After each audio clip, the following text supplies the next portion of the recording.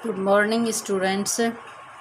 Class 8th subject Sanskrit. आपकी class में ये एक बुक चलेगी जिसमें व्याकरण भी है, रचना भी है और पाठ्य पुस्तक, जैसे कि जिसमें श्लोक होते हैं, कहानियाँ होती हैं, वो भी इसी में है। और आपका बोर्ड है NCERT। तो इसमें मैं आपको लेसन 1 पढ़ाऊँगी। लेसन 1 का नाम है, लेसन 1 है सुभाषितानी। लेसन 1 है सुभाषितानी। सु प्लस भाषित, सुभाषितानी का अगर हम विग्रह करें तो सु प्लस भाषित। सु का अर्थ है सुंदर या अच्छे, भाषित का अर्थ होता है वाक्य, वाक्य सुंदर वाक्य या फिर अच्छे वाक्य, अच्छे वचन। तो इसमें श्लोक नंबर 1 है कि गुणा गुणगेषु गुणा भवन्ति ते निर्गुणं प्राप्य भवन्ति दोषः।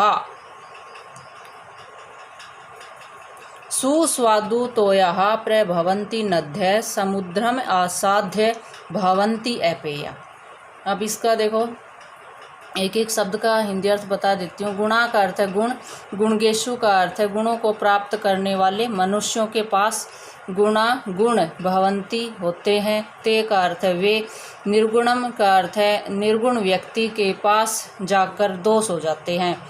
सुस्वादु तोया, जिस प्रकार से सुस्वादु तोया स्वादिष्ट जल वाली, प्रभवंती का अर्थ होता है भवन, बहती हैं। नद्य का अर्थ है नदियाँ। समुद्रम का अर्थ है समुद्र में। आसाध्य का अर्थ है मिलकर। भवंती का अर्थ है हो जाती हैं। अपेया का अर्थ है न पीने योग्य। अब देखो मैंने इसका हिंदी अर्थ समझाने के लिए अन्वय लिखा है कि गुणा गुण गुण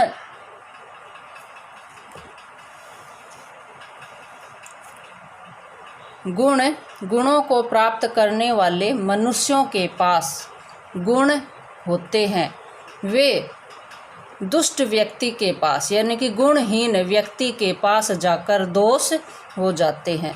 जिस प्रकार नदियाँ स्वादिष्ट जल वाली उत्पन्न होती हैं, सब परंतु समुद्र में मिलकर न पीने योग्य हो जाती हैं। ये मैंने यहाँ अन्वय लिखा है कि जो श्लोक होता है वो श्लोक होता है, जैसे अब हिंदी अर्थ, अगर हम श्लोक से हिंदी अर्थ हम निकालते हैं तो बीच बीच में से शब्द लेने पड़ते हैं, उनको क्रम वाइज करना पड़ता है। ये श्लोक का क्रम है, ये श्लोक का क्रम है जिसको अन्वय कहते हैं। तो अन्वय से हिंदी अर्थ निकलता है। इसका हिंदी अर्थ फिर से सुन लो कि गुण गुणों के पास, गुण गुणवान व्यक्तियों के पास गुण होते हैं, वे गुणहीन व्यक्ति के पास जाकर दोष हो जाते हैं। जिस प्रकार नदियाँ स्वादिष्ट जल वाली उत्पन्न होती हैं परंतु समुद्र में जाकर न पीने योग्य हो जाती हैं। तो आप इसका हिंदी अर्थ याद कर लेना, अपनी कॉपी में भी लिख लेना आप।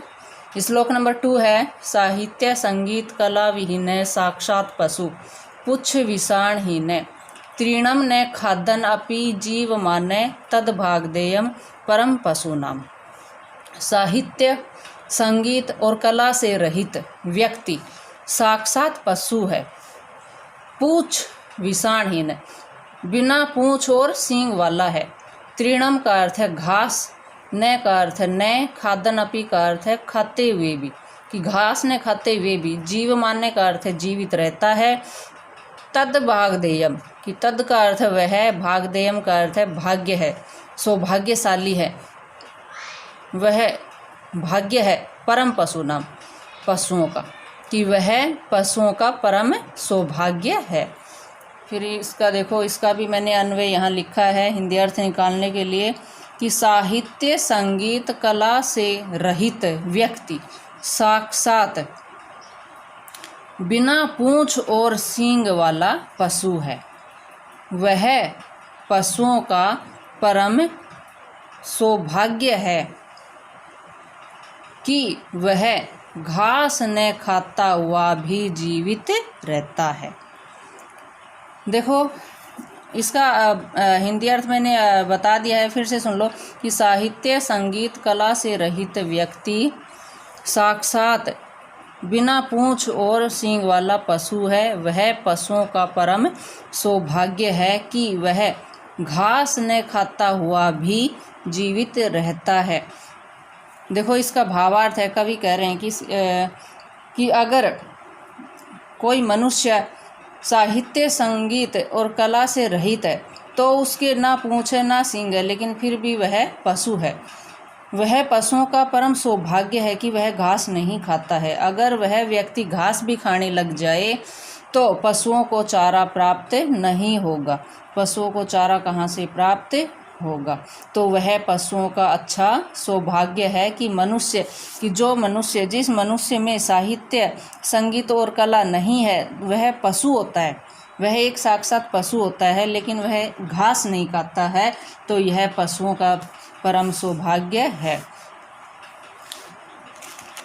श्लोक नंबर 1 का मैंने भावार्थ नहीं बताया था आपको, तो उसका भावार्थ ये है कि इसमें कवि कह रहे हैं